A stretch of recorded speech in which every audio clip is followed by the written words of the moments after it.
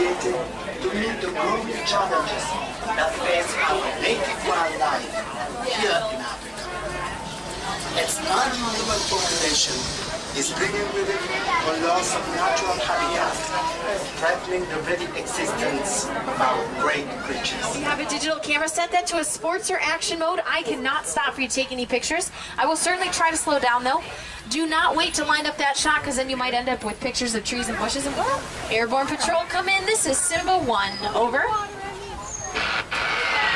Simba 1, this is Warden Wilson Mutua. Over. Well, Jamba Wilson, Simba 1 is entering the reserve near the Little Torrey Forest. Over. From Jambo, Simba 1. Keep your eyes open and drive carefully. You should see lots of animals. Roger that, Wilson will do. Well, you heard him, everyone. Keep your eyes open. Hopefully we'll see lots of animals today.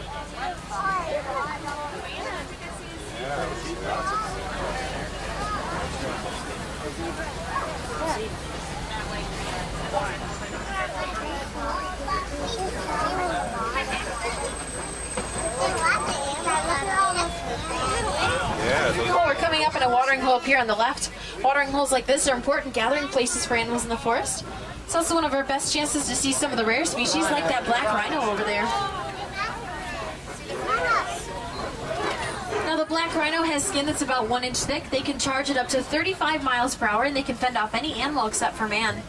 These black rhinos seem pretty indestructible, but in fact they've been hit very hard by poachers and hunters for their horns. These powerful animals have been hunted nearly to extinction, and today there's less than 4,200 black rhinos left in the wild.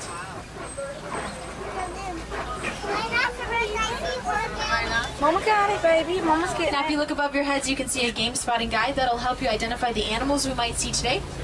We won't see all of the storks. So the tallest storks in Africa, they grow up to 5 feet tall with a wingspan of 8 to 9 feet. Well, now we're leaving the forest and we're going to enter into the Safi River area.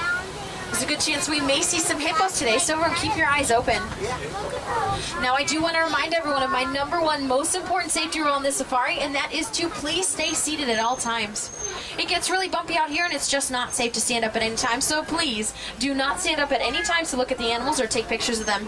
Children can sit on the laps, make sure they stay seated there, please. Now hippos do like to spend a lot of time underwater. They may appear as shapes or shadows underneath the surface. There you go.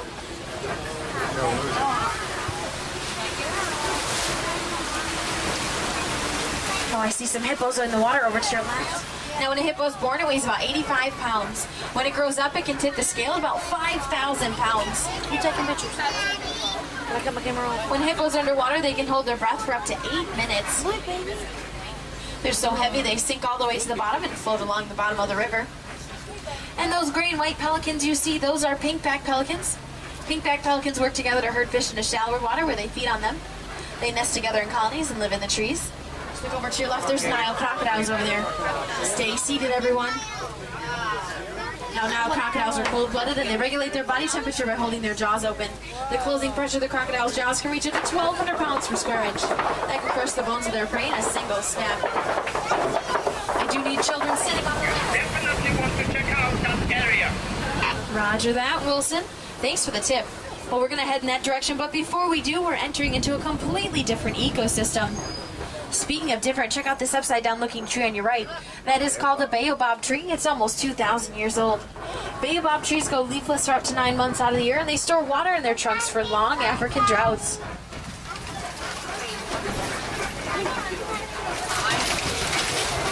Well, now we're entering my favorite view of the whole reserve, the Serengeti grasslands. The Serengeti grasslands stretch for hundreds of miles across East Africa. It's a super highway for millions of migrating animals. And this is the wild Africa that we're all working so hard to conserve.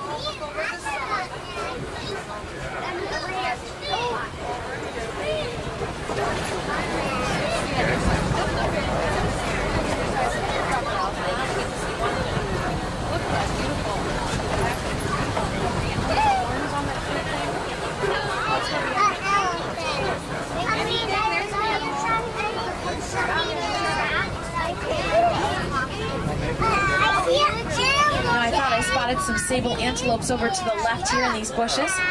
Keep looking to your left as we pass these trees. We might be able to see them. I didn't see anybody. Now look to your left, to your right in this grove. Oh, there's a sable antelope. There's one walking, there's one laying down there. The sable antelopes have horns that grow about 50 to 60 inches long. They use those horns for dominance displays, courtship rituals, and to fend off predators. The sable antelope is the emblem of the ranches around the base. They're also known as Watusi cattle. They're named after the African tribe that domesticated them. And this lone animal that's been running around over here on the left, that is a waterbuck. The waterbuck has a long, shaggy brown-gray coat and enters the water to avoid predators, which is where it gets its name from. Now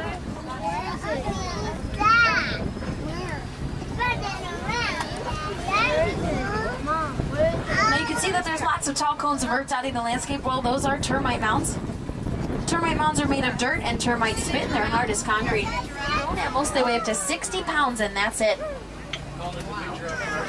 And there looks like a couple more reticulated giraffes in these trees over here on the left. Everyone, get those cameras ready. Now, reticulated giraffes are the tallest land mammals. They grow up to 18 to 20 feet tall. The name reticulated comes from the Latin word reticulata, which means net pattern. If you look at their bodies, it does look like someone threw a net of them and painted those spots on there. Now, when a baby giraffe is born, it's already 6 feet tall.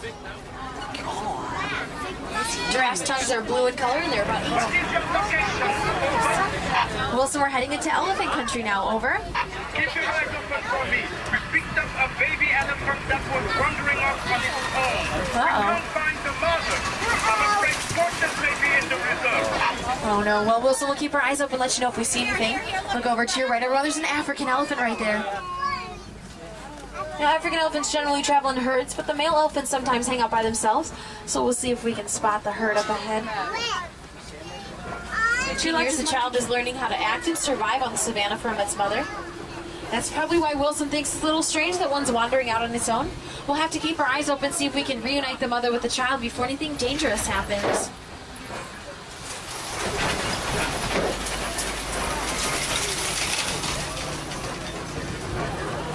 Now, elephants flap those big ears because they have important blood vessels behind their ears. By exposing those blood vessels to air, it helps them to cool down when they're hot.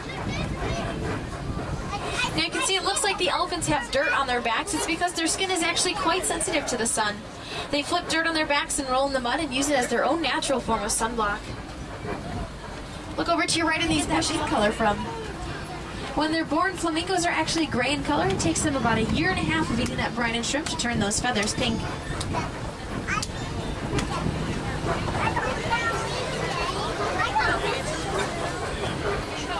Now you can see those white rhinos aren't actually white in color, they're more of a tan gray. They get their name from the Afrikaans word vite, pronounced like a V, means wide. Here are some ostrich eggs as well.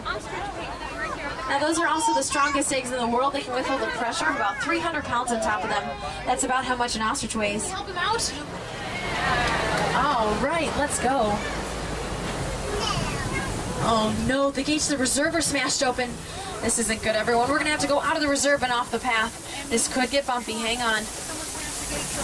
Wilson, come in. Simba 1 is here to help you out. Which way do the poachers go? The poachers are heading east. Keep going and just drive them to my patrol. Over. Roger that, Wilson. Will do. Sit back and hold on tight, everyone. Uh-oh, some Magadi hot springs. Hang on. Oh no, what was that? Oh, I don't see any poachers around here. Is that a camp up ahead? I think I see a camp up ahead. Oh no, those are horns. It's the poachers camp. Wilson, come in. We found the poachers camp. And it looks like it's deserted. I think we're too late. Oh, not to worry. You dropped them right into my patrol. Oh, good. Wilson, did you stop those poachers? The poachers ran, but they won't get far. We located the mother elephant. Thanks to you, they are now both safe. Oh, good. Everyone. Well, it looks like those poachers tried to get away with that baby elephant, but Wilson's ground patrol was right there.